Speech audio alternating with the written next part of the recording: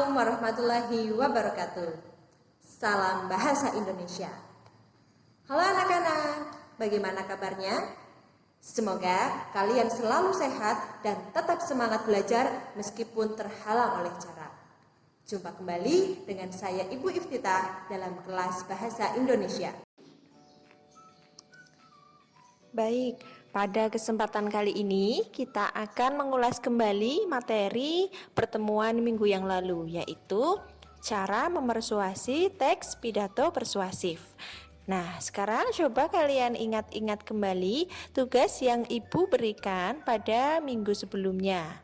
Ada 5 kalimat yang harus kalian pilah mana yang termasuk ke dalam cara memersuasi etos, logos, dan patos, ya.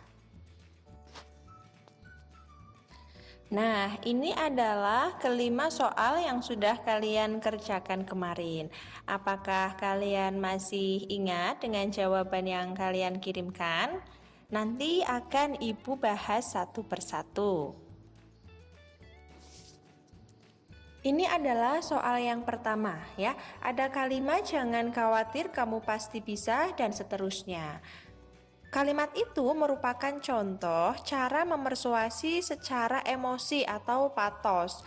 Alasannya karena dalam kalimat itu pembicara berusaha mempersuasif pendengarnya dengan cara menggugah emosi atau menggugah perasaan, yaitu dengan memberikan semangat kepada pendengarnya bahwa pendengarnya tidak perlu khawatir karena sudah berusaha sekuat tenaga. Kalimat berikutnya, ada kamu tidak akan sembuh dari batukmu jika kamu tidak berhenti merokok dan seterusnya. Kalimat itu menggunakan cara memersuasif logika atau logos. Alasannya karena dalam kalimat itu disajikan fakta atau ilmu pengetahuan yang bisa diterima oleh pendengar secara masuk akal. Jadi, memang untuk cara memersuasif logika itu paling mudah kita identifikasi. Di dalamnya pasti terdapat fakta atau pengetahuan yang disajikan. Jadi sangat mudah dibedakan dengan etos dan patos. Soal yang ketiga, ada kalimat kita harus menjaga lingkungan tetap bersih karena menjaga kebersihan lingkungan merupakan ciri-ciri orang waras. Nah, ini adalah contoh kalimat yang menggunakan cara memersuasif secara emosi atau patos. Alasannya karena pembicara berusaha memprovokasi pendengar dengan mengatakan bahwa orang yang waras itu pasti menjaga kebersihan lingkungan.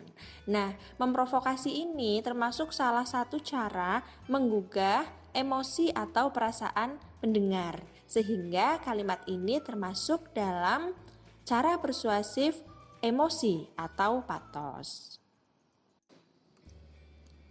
Kemudian soal berikutnya ada kalimat kita harus menjaga kebersihan karena kebersihan adalah sebagian dari iman. Untuk kalimat ini, cara memersuasifnya secara etika atau etos. Kenapa? Karena pembicara menggunakan norma setempat dalam meyakinkan pendengarnya. Nah, untuk soal nomor 4 ini, kemarin masih banyak yang keliru. Masih banyak yang menjawab secara emosi atau patos ya.